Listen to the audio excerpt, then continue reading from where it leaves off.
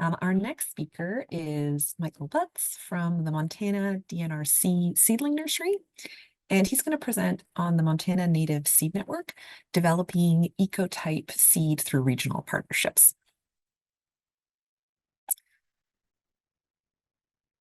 All right. Thanks, guys. Can everybody see my screen? Yeah, it looks great. You All can go ahead. right. Thanks.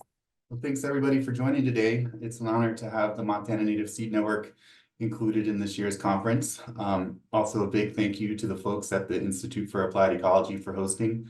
So my name is Michael Butts, and I'm the Montana DNRC Nursery Program Manager.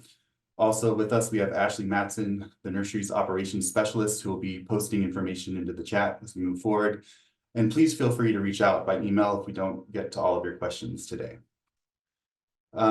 So I moved to Montana and joined the DNRC Nursery about 2 years ago. Coming from a native seed production background, I immediately recognized the amazing potential that the DNRC Nursery has to become a production hub for the entire region. We have over 60 fallow acres that were formerly bare root tree seedling fields, so we're set up perfectly to be transitioned into native seed production. So as part of this presentation, I'll go over how we plan to transform the acreage at the nursery into a production hub for the Montana Native Seed Network.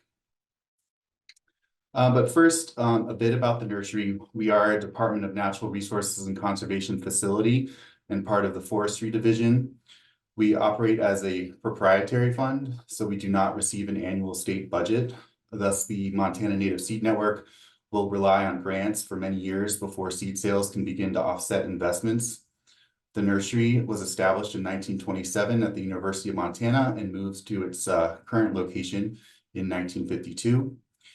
Since its inception, the nursery's focus has been providing site-specific, genetically appropriate tree and shrub seedlings, both containerized and bare root, for conservation projects throughout Montana. Of course, today I'll be focusing on an entirely new program at the nursery, which is the development of native seed increased production. These are the 5 main talking points that I'll be going through. First, I'll define the Montana Native Seed Network and identify its funding and cooperative partners. Next, I'll go over the national efforts of creating eco-regional hubs as part of the National Seed Strategy. Then I'll focus in on the DNRC Nursery as the production hub for the Montana Native Seed Network. I'll also go through the steps of native seed production cycle and how network partners are assisting with each step. And then in the last 2 sections, I'll go into some detail regarding seed-based restoration for unique regional habitats and how seed mixes can complement post-wildfire reforestation. So starting off with the mission of the network, as part of the National Seed Strategy, the Montana Native Seed Network brings together public and private conservation practitioners that are working in the native seed industry. Through partnerships, genetically rich ecotype seed is derived from wild plant populations and produced on a large scale at the DNRC Seedling Nursery in Missoula. This seed is accessible to all partners to restore and enhance ecosystems throughout the region. So the Montana Native Seed Network is comprised of 2 principal partners, the Montana DNRC and the Missoula Conservation District. These 2 principal partners provide the land and employment for seed increased production, startup costs, and long-term network development. And as part of the cooperative agreement signed between the 2 partners, 10% of all local ecotype seed produced is designated and banked for restoration projects within Missoula County. And as the name suggests, there is a network of partners helping with the efforts of native seed production and distribution. These partners provide support with wild seed collection, foundation and bulk seed production contracts, seed sales and distribution, funding for equipment, supplies, and labor, funding for seed processing, which includes extraction, testing, bagging, and labeling, also education and outreach, research, and of course, restoration operations. So the 2 primary funding partners are the Bureau of Land Management and the Forest Service Region 1, which are critical for the network's long-term operations. And since the DNRC Nursery is part of a state agency, the seed produced through the network is more accessible to both public and private sectors. For example, the network is entering into seed increased production for regional national forests and national parks, such as the Helena, Lewis and Clark National Forest, the Lolo National Forest, and Yellowstone National Park. to fill in production from Forest Service nurseries. And then on the other side, private landowners will be able to purchase the seed as long as their project qualifies as conservation focused. So just real quick, zooming out to a national level, we can see the scale of what is needed to develop and provide a steady supply of native ecotype seed. And, you know, we've already received some great updates on the national efforts from the speakers this morning. And tomorrow we'll get the latest on the national seed strategy from Peggy Olwell. I'd just like to reference a report released last year by the National Academy of Sciences entitled An Assessment of Native Seed Needs and the Capacity for Their Supply. There's some great data in here that details what is needed to build the native seed supply chain. And here I'd just like to point out some other established networks, some of which are represented here at the conference, and it's great hearing from everybody today. Some amazing work that's getting done out there with all these grassroots networks. So there are many other state and regional partnerships. In fact, before moving to Montana, I managed the seed production for the Mid-Atlantic Regional Seed Bank, which is based in Staten Island, New York. So now we can add the Montana Native Seed Network to this list. And as regional networks grow, there is an increasing need to build the private sector capacity, as we just heard from our last speaker. For Montana's Northern Rockies ecoregion, the Montana Native Seed Network will be entering into production contracts with the private sector to procure and increase source identified seed following seed transfer zones. The National Seed Strategy has identified 70 forbs and 41 grass species with highest demand to increase in our region. And then just to reiterate what we heard this morning, the bipartisan infrastructure law allocated $200 million in 2022 to be made available to establish and implement a national revegetation effort on federal and non-federal lands, including to implement the National Seed Strategy for rehabilitation and restoration. And congratulations on the National Seed Strategy. 2020 marked its first 5 years. All right, so now to focus in on our region and the DNRC Nursery as the production hub for the Montana Native Seed Network. You can see the bullseye on the map with the central point being the DNRC Nursery in Missoula. Extending 100 miles out, seed is currently being collected and banked from 5 distinct level 3 ecoregions, which includes the Northern Rockies, the Idaho Batholith, Middle Rockies, Canadian Rockies, and Northwestern glaciated plains. And if we extend the radius out a bit more, we can reach all of Montana's primary ecoregions, which also includes the Wyoming Basin and both the Northwestern glaciated and Great Plains. This table highlights the differences between small and large scale native seed production. On the left, we have small scale known as Generation 0 or foundation seed, which are small production plots established directly from propagated wild collected seed. And then on the right, we have larger scale, otherwise known as bulk seed or Generation 1 seed. Bulk production fields are established from foundation seed and can be thousands of square feet to multi-acres per species. So that large scale is where the private sector contract growing starts, and when large quantities of seed and diverse regional habitat mixes are developed for landscape level restoration projects. A quick glance at the seed production cycle in the following slides. I'll take you through all these steps and how network partners are assisting with each step. So we'll be going from wild seed collection through propagation and cultivation, harvesting and seed cleaning, banking and warehousing, and then ultimately out to our restoration sites. So starting with wild seed collection, pictured on the left, small quantities of seed from distinct wild populations are propagated in the greenhouse before being installed into seed increased foundation fields. I think we have a species of milkweed here on the right. I like to have at least 3 distinct wild populations for cross-pollination in a foundation seed plot to create genetically rich ecotype seed. Grants are funding local professional contract seed collectors, which are super important as we work toward building the network's seed bank. At the DNRC Nursery, the foundation seed plots are established by planting live plugs into weed fabric. Agricultural practices such as integrated pest management, irrigation, and weeding occur throughout the lifespan of a plot. I tend not to rely heavily on other inputs such as fertilizer or pesticides. Sometimes I use a moderate balanced fertilizer to increase yield, but too many inputs may influence performance in restoration settings. And we're careful not to introduce selective pressures that can be reflected in seed production and genetics. Varying harvest techniques can be used depending on the scale of production. On this slide, you can see smaller scale equipment such as brush harvesters, and then on the larger end, on the top there, we have machines similar to what you would see in the agricultural industry, such as combines. I also use reverse leaf blowers to vacuum up seed on small foundation plots. So network partners, including the Montana Conservation Corps and the Missoula Weed District, as well as the Conservation District, will assist with seasonal field work by organizing volunteers and interns in addition to our seasonal staff and full-time employees. After harvesting, it's important to dry the material down in a well-ventilated, humidity-controlled facility. Once dry, the process of seed extraction or seed cleaning can begin. Pictured on this screen, we have various types of seed cleaning machines, such as clippers, brush machines, and gravity table.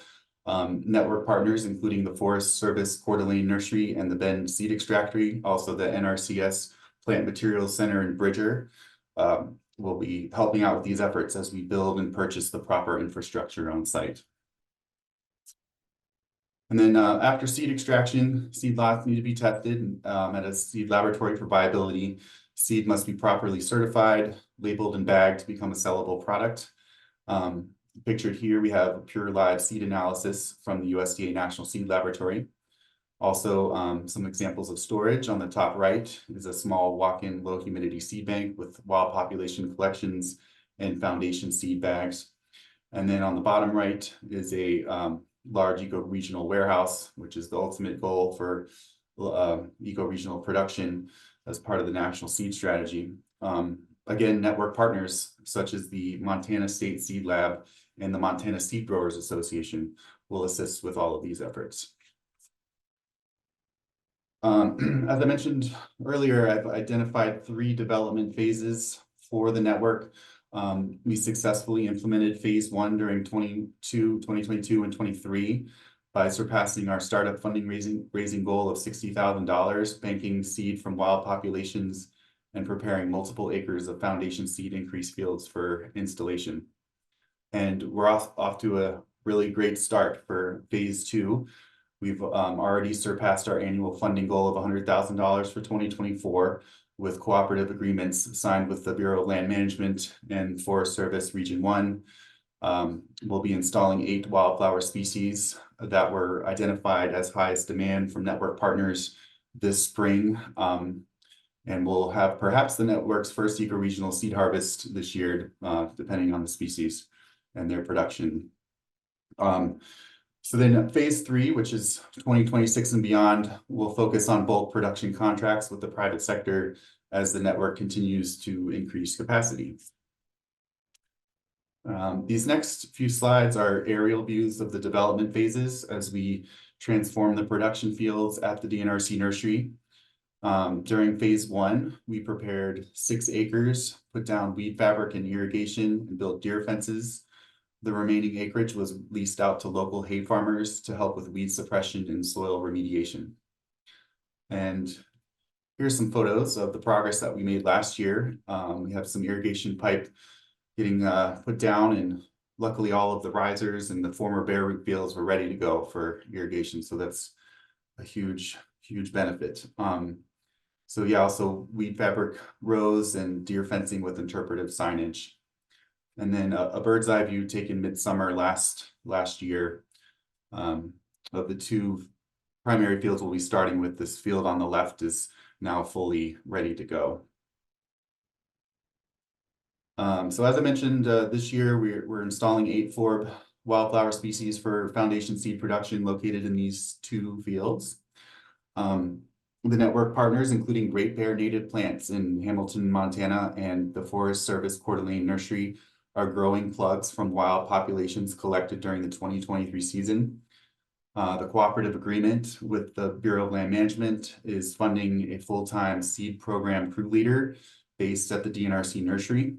We're currently accepting applications for this position via the state's website. You can also find this job announcement. 5 minutes to questions. Okay, with the link to the state's or the state, you can find the link on the job opening portal on the conference. So Seed Network staff, seasonal staff and contractors collected a total of 317 collections of 86 native species in 2023. These are the first 8 species going into production this year, and coming in 2025, another 9 wildflower species and 11 grasses. So these are local ecotype seed production, and then this is in addition to the seed increase grow outs that we're going to start with the Regional National Forest and Yellowstone National Park. So just picturing what the production fields will look like in the coming years. These are some foundation fields. Some of them are taken from my production fields back east when I was the grower for the Mid-Atlantic Regional Seed Bank.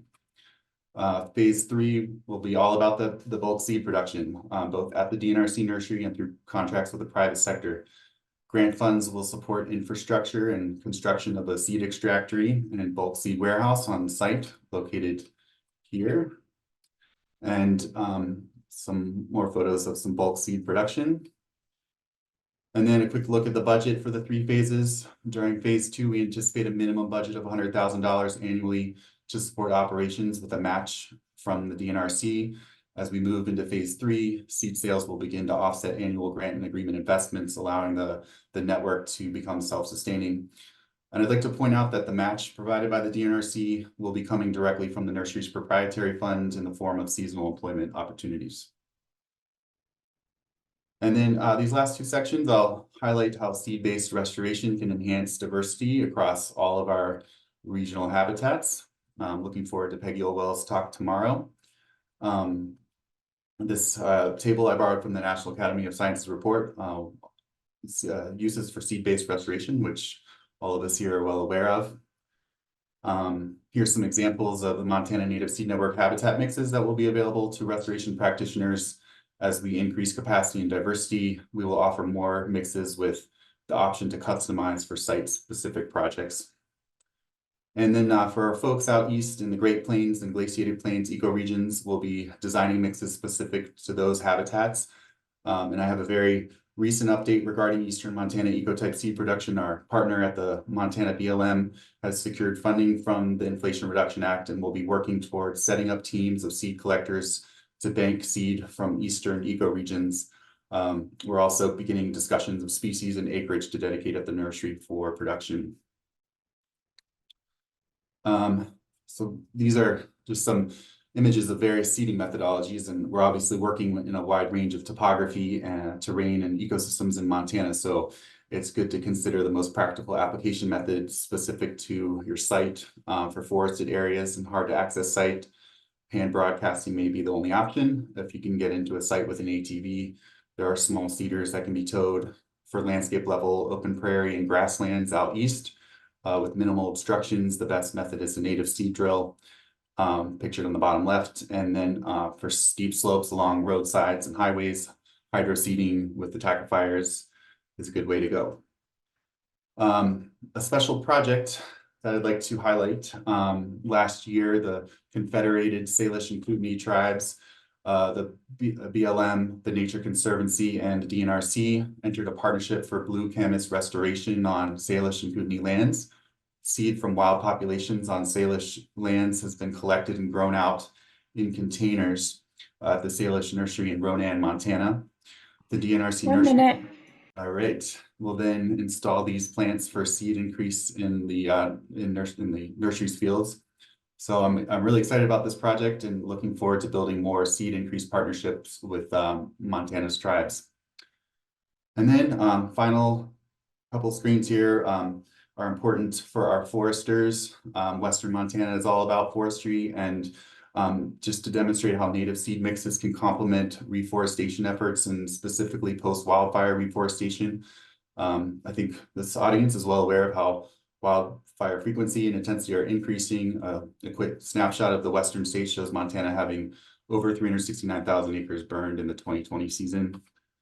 So in conjunction or prior to replanting trees, using an appropriate native seed mix can aid in slope stabilization, natural succession, and invasive control.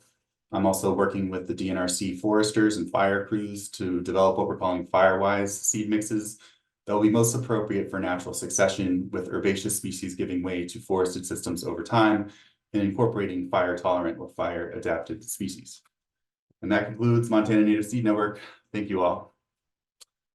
We have some time for questions. Thank you, Michael. Yeah, we have a couple of minutes for questions. That was an amazing presentation. I'll pull the questions from the Q&A box at the bottom of the Zoom screen, and please like them if you'd like to move them to the top. So, Michael, our first question is, you said a minimum of 3 provinces per foundation plot for outcrossing.